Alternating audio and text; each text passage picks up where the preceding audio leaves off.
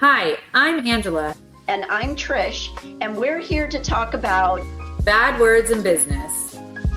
The business of closing deals, calling out the BS, and navigating the chaos of life. Because contracts aren't the only things that need fine print. All right. Welcome to episode 3 of Bad Words in Business with Angela and Trish. How is everybody? Well, let's just start it. It's a Monday for us. So, we're dragging a little ass today, but what'd you do this weekend, Trish? Did you do your decking? No, we laid sod. So this was a sod weekend, and then we are still going through boxes. So I'm finding stuff and I'm like, why? Yes, we do have a storage unit. So for all of you that know me, I love to collect things. So I'm put on restriction from buying any more Christmas stuff, which honestly, I do need to put myself on restriction from Christmas decorations. What can I say? Well, you Hey, have boxes of stuff. You're like, oh, I love these jeans. You go buy a pair of jeans because you love them, and then you're unpacking and you're like, damn, I already have these jeans in this box. Like, oopsie. or you find something and it still has the tag on it. Oh Ah, yeah. crap. God. Yeah. I probably have thousands of those things still. My husband's like a buy it and wear it kind of guy. Like literally when we walk out of the store. Sometimes like if he buys shoes, he'll put them on in the store and walk out. It's like it's crazy actually. And me, I'm like, oh, I like this top. I'll put it in the closet. And then I'm like, oh, the weather's never right. Oh, it's been 2 years. I should probably put this on. Yeah. Or it's one of those like, I don't quite fit into it right now, but hey, if I lose a couple of pounds, I will. And then it's shoved in the back of the closet. And Oh yeah. it's like, okay, never Yeah, mind. so true. How hard was the sod? Was it easy? Yeah, it's actually not really difficult to put down. It comes in, it's more of the weight work. And when I say weight, I mean heavy. It's Yeah. just these big rolls of grass that have dirt attached to them, and you have to lay them, roll them out, put Mm. them in order, and kind of cut and paste together where there's holes. So, yeah, but he did a good job. I watered. And that was my contribution. I did water. Perfect. Sounds like a good team effort. And there's a little sun up in Washington right now, so it should grow nicely. They're putting in sod in my neighborhood actually right now as well in random spots. And in Arizona, it's 103 the entire week this week, including the weekend. And so I'm like, what are you guys doing? It's like dead before they're even putting it out. It's not super smart, but our neighborhood's beautiful, I guess. So I just Yeah. walk by and think about all the dogs that are going to pee on it. Yes, and turn it yellow. Yeah. Yeah, pretty stupid. Well, my weekend was funny. We celebrated my daughter's 16th, 17th birthday and we went to the cat cafe, which was so cute. All of That's the cats are great. adoptable. And it's the first one in Phoenix, which I did not know. It's the first one in Arizona or something. They had really good coffee, actually, like super good coffee. They didn't have any snacks. I think it was all drinks. And then you just go in and they have the whole room is set up. It's a giant room and it's set up with like all these little, they've built things all along the wall and these cats just run around and have their best life. And most of them were trying to sleep, but we still got to pet them. There was like 25 of them in there. Wow. Yeah, they tell you all about them. You pet them. There was only one that was cranky that actually whacked me and got me bleeding pretty good. So that was annoying. But then it was so cute. Then we went to this slide place called like Slick City or something. And they have all these slides, just like if you were at like a water slide park, Right. very similar, but you sit on a mat and you go down. That was really fun, except, I'm like no spring chicken. So it was definitely I didn't wanna do any of the ones that were dangerous because 'cause I'm like, "Oh, I'm not trying to break any bones," and then I did all of them anyways, but They are scary, and the stairs were super big to go up, so watching the little kids go up was really funny, and it wears them out super fast. We paid for 2 hours, and I think there was 5 of us total. It was my husband, my soon-to-be 17-year-old, and then my oldest daughter and her boyfriend, and after an hour and a half, we were done. We were tapped out. We were like, "Okay, this is hard."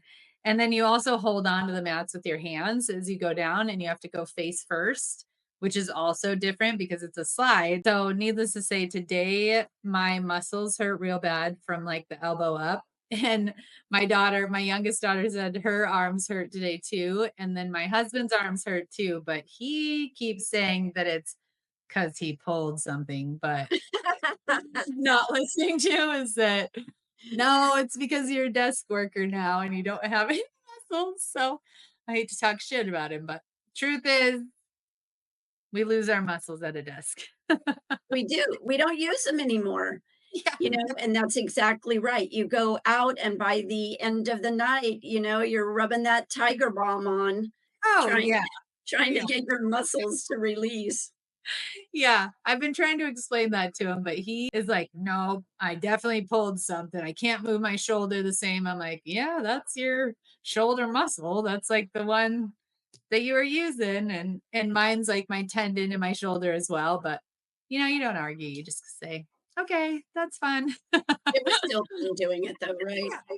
Yeah, it was a cool experience, though. I did tell my kids, like, "See, good thing you have a young, hip parents that can get up this thing because holy moly, like, I was breathing heavy at the top, I was breathing heavy as we were coming down, we were sweating, like, it was an experience for sure. It's hard to go back to being a kid when your kids get older. It's hard to do those kid things. Agreed. Our kids, we just go to a bar and drink. I don't have to worry about that. They're all a lot older, so they're already past that. I don't Yeah, have to worry about it.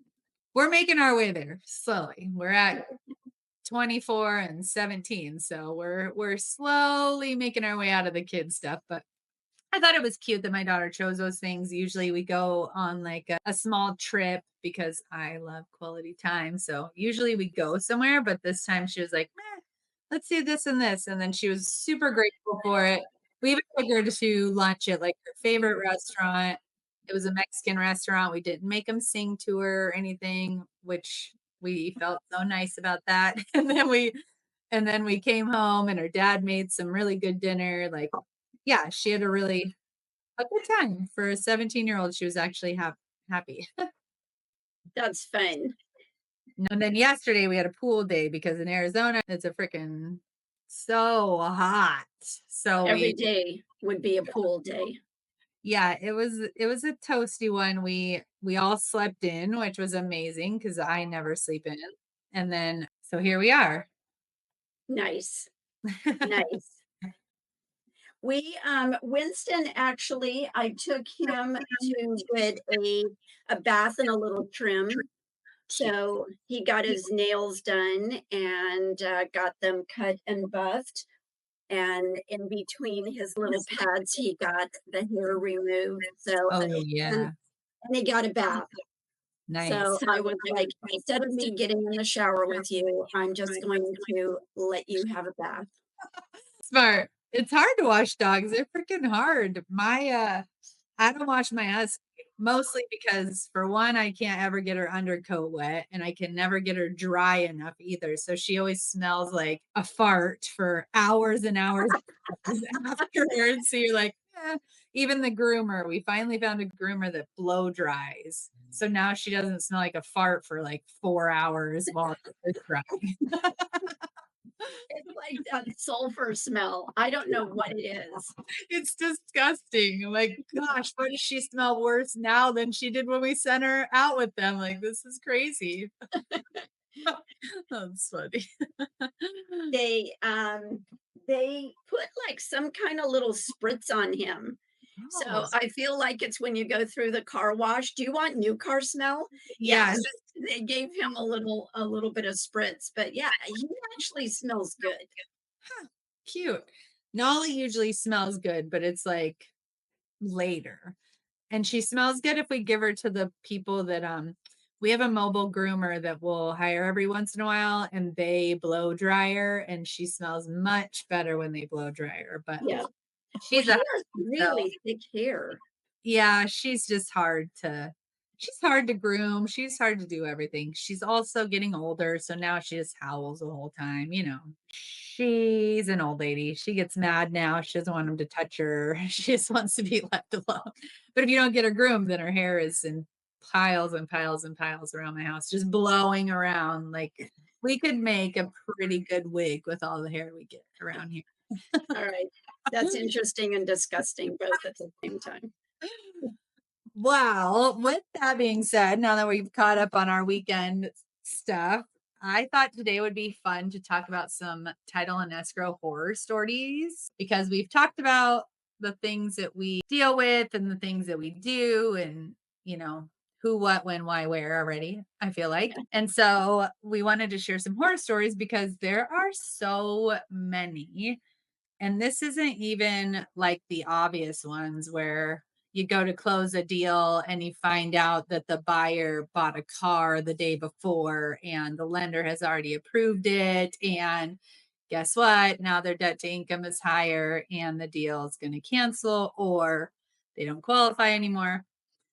That happens Yes. not as much as you would think, but it definitely happens to where the buyers are like, "Oh my gosh, we're closing tomorrow. We thought it was okay to go buy a boat." And we're like, "No, that's not how it works." So if you don't know, a lender pulls your credit again right beforehand just to make sure that you haven't purchased anything else. And if you have, you're screwed. So wait until the house closes. If it closes today, buy something tomorrow and you're Yes. good to go. We actually had that with a client. He went out and bought this huge truck, $80,000. And so they had not closed, and the lender said, "You're going to have to pay it off." Yep. So he borrowed money, but not where he was making the payment directly, like on your credit report. He did borrow money, he paid it off, and then he made payments to that person. But what are you thinking? Yeah. Yeah. Yeah. Another good one that I had, and I touched on this a little bit the last episode, is like when we very first opened, this is like in the very beginning, we were so excited, we got our website going, we're all in, and we get a call from somebody and they have a deal and they're so excited, they're gonna buy this piece of property and they're out of state, so they're gonna send us the earnest money. We're like, oh, okay, sounds great. Then they're like, "Oh, actually, we're gonna buy this in cash, so we'll just send you a check." So we give them all our information. We're excited. This is like the first one of our first within the top 5, first 5. And so we're ready. So they send us a check. We finally get the check after doing some haggling and like, where the heck is this check?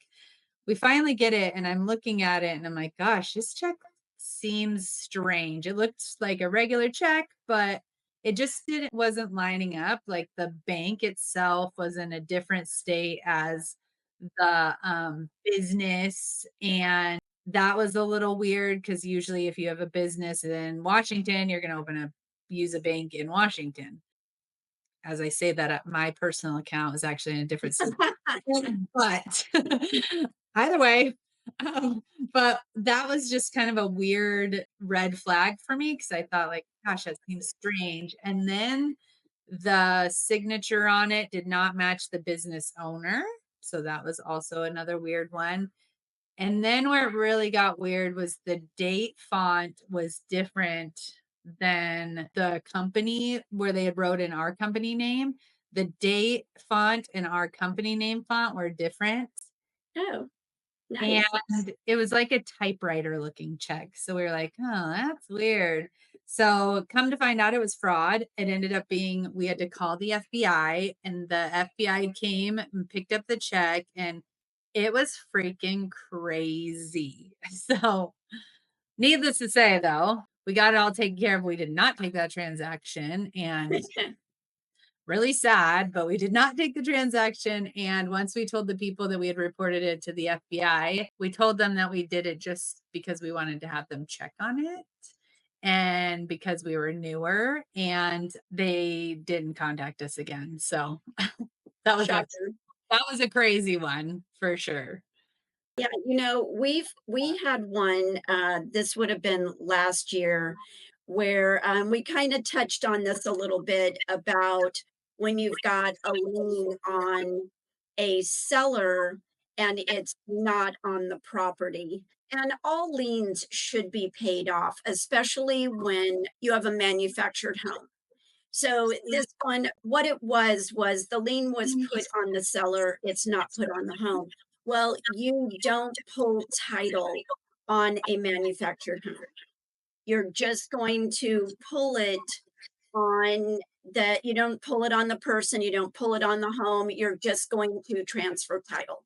So that's Yeah. basically what we're going to do.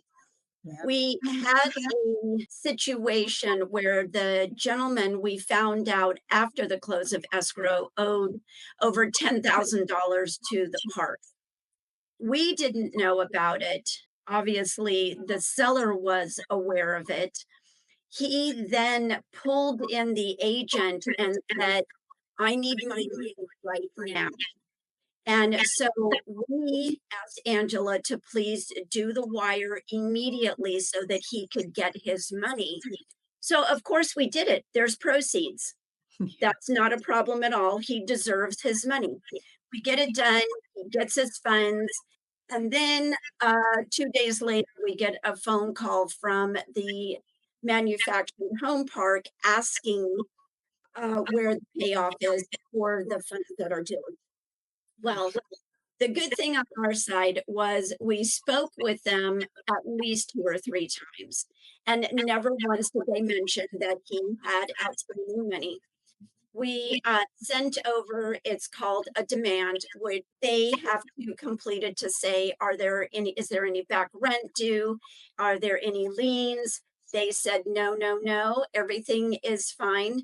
We did give them a small check to catch him up with a previous month's rent, because there was enough in the proceeds, no problem. And then everybody said no. Even on the seller questionnaire, the seller said, "There are no additional liens on me." We're in the clear. Then we found out, yes, that he actually owed the park $10,000. It is up to the park to collect the money, but Mhm. unfortunately, the seller kind of went into the dark, and we don't know what ended up happening with this. They spoke with our lawyer, and then nothing ever ended up coming where it came back to us, but Yeah. that's crazy. Yeah. That one was not our fault. Just another funny situation though where a seller didn't disclose all his information. We actually now have a way to go around that and figure stuff out like that. At the time, we've had pretty honest people, so we haven't Yes. really run into that before. This was actually our first time, of course, and, make the mistake once. Now we're like, "Okay, we're not gonna do that again because that was freaking dumb," and that's just goes to show, though, how important it is to be honest and fill out your paperwork correctly when you're sending those things over because people are gonna get their money one way or another, and if you have to hire an attorney, it's gonna cost you even more, so why not just do what you're supposed to do and get it over with? The lesson I learned is that if I have an agent coming in hot and saying, "Oh my gosh, he needs or she needs her money right now," I'm like, "You just need to take a deep breath because 'cause I'm not Yeah. gonna go down this road again." Yeah, that or why do they need their money so bad? What's wrong? That instantly will give now that will raise red flags to us to where we're like, "Wait, wait, wait, wait." I think we sent it to him too at, like it was right before cutoff on a Friday Yes. or something, and then on Monday, everybody was freaking out, and we were like, "Oh, shoot." So, that was a good one, and then we've had, one time somebody was buying a lot from somebody else, a property, and it had a mobile home on it. And we will eliminate a mobile home, which means we basically remove the mobile home from the property. We say it's not there. We do all the work. It's actually like a pretty big process to get it eliminated, but once it's eliminated, it's eliminated. And these people had something that said that it needed to be, but the buyer said it didn't need to be, or the seller said it didn't need to be, and the buyer said it did need to be, but they Right. weren't saying it to each other or us, or maybe they were only saying it to each other, right? And not us, or something like that. And somehow we got in the middle of that one as well. And we're like, wait, we didn't know. That's nowhere in writing anywhere. And there was some outstanding work that was supposed to be done that was negotiated between the buyer and seller, which again does not come to title and escrow. And so when it closed, they tried to get us involved and it went off the rails actually. And the people were complaining for months and months until finally we got out of it because of course it had nothing to do with us. But that's just a prime example of get your shit in writing. Like anything that you're doing when you're buying or selling a property, if it's not in writing, it doesn't exist. If you shook on it with the buyer or the seller and you're like, yeah, this is great, bullshit. It's not great. Make sure it's Right. in writing.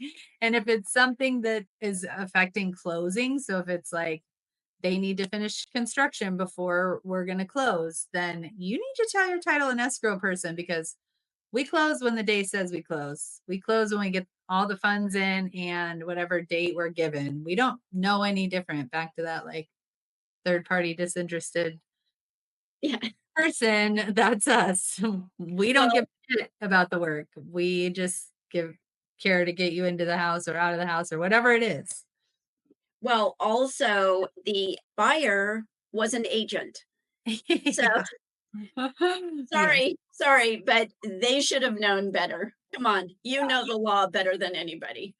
So Yeah, yes. that was a tough one. That one was a good one. That one our crew actually were gonna have to go and talk at. We got a notice saying that our LPO had to go in and talk about it, and come to find out we yeah got totally removed from it. But again, another position that puts our staff in an awkward place. It puts Right.